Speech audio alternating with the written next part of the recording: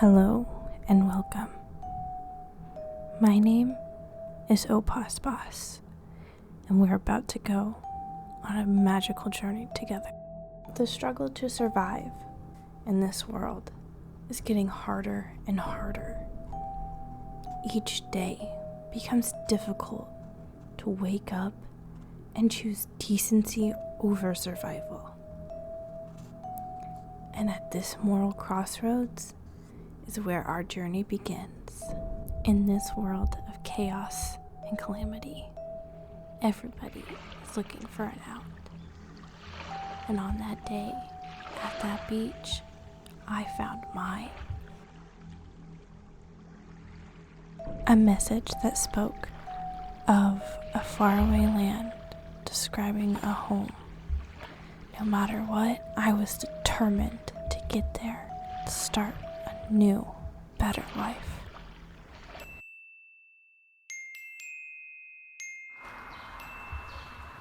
Upon washing ashore, I was met by a suspiciously happy mayor. She is more than willing to give a farm, which adds to my apprehension. Finally, she tells me that I cannot leave due to the whirlpools. The very whirlpools that brought me here. If that wasn't terrifying enough, there's a volcano, sub-zero temps, living thorns, menacing shade, and living junk that attacks you on sight. With no way to escape the hell I stumbled upon, I take a map, and I make my way to my new home. When I check the map, my home isn't even in the town, but all the way up north. As I begin the long trek to the suspiciously free home, I stumble upon a scroll. Since I have no money or resources, I took the scroll with me in hopes it can help me in the future. When I arrived at my new home, I was greeted by neglect, and the yard was overgrown. By the time I made it to the house, I noticed a letter from the mayor, almost as if she knew someone was going to magically show up. Not only that, she thinks I can solve all the issues on the island. I went from one crushing reality to another when I washed up ashore here. To make certain my hope was fully smashed, the home was more of a shed. And when I entered, I found a tattered sleeping bag and a backpack. When I left the hut, the mysterious mayor lie in wait for me. They suggest I name my farm to add more personalization. She seemed so caring at first, so sweet, and then the next thing I know, she gives me a whole bunch of rundown and broken tools and told me to start cleaning up the property. Not only that, she loomed over me the whole time as I chopped and mined. I cut down copious amounts of overgrowth and broke boulder after boulder. She then makes me weave a bag and put it in my home. I don't even like it, but no one goes against the mayor here. She makes me make a fire, even though there was already a fire burning next to the dilapidated house. Still not satisfied, Mayor tells me I also need to grow crops. In the storage shed, which is constructed much nicer than the house, I find everything to make a garden. Why didn't the mayor make her own garden? Why did she need me to do it? This place, which I dreamed to be my escape, is feeling more and more like a cage with each passing hour. The mayor, content with my small farm, then tells me to meet my neighbors. Again, she seems helpful. But then she suggests I clean up the farm first.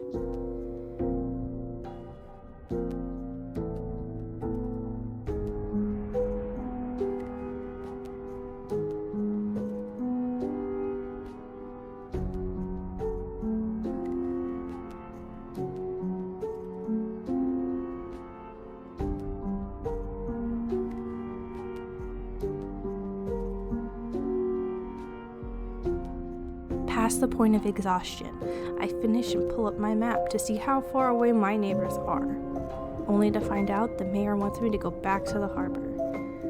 She doesn't leave until I go. Upon arriving on the beach, I find some mussels. Worried about not being able to eat, I scoop them up and continue to eddy.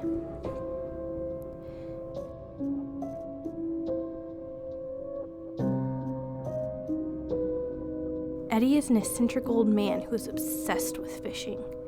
He gives me a scrappy fishing rod and tells me to go catch a fish. I'm starting to think the people here really rely on other people to do a lot for them. Eddie, barely satisfied, sends me to the next Mel.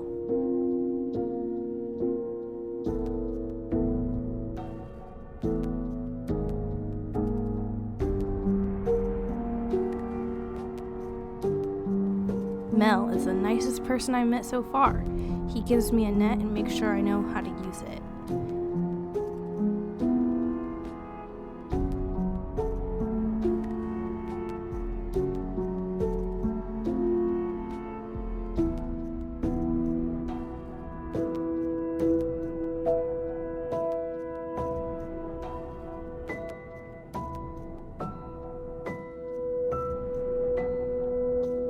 He then tells me to go see a woman named Pearl. She will help me make money. This was by far the best information I was given, and I was so grateful to Mel. I then grouped up with Pearl at the town center where she told me I could place anything on these tables, and that's how I would make money. Her face only seemed to light up though when I was talking about the florins. Looking over Pearl's shoulder, I see the mayor, eagerly waiting. When I approach, she seems so happy. She tells me the day is over and that there was plenty to do tomorrow. And just like that, I passed out. I don't know what happened next.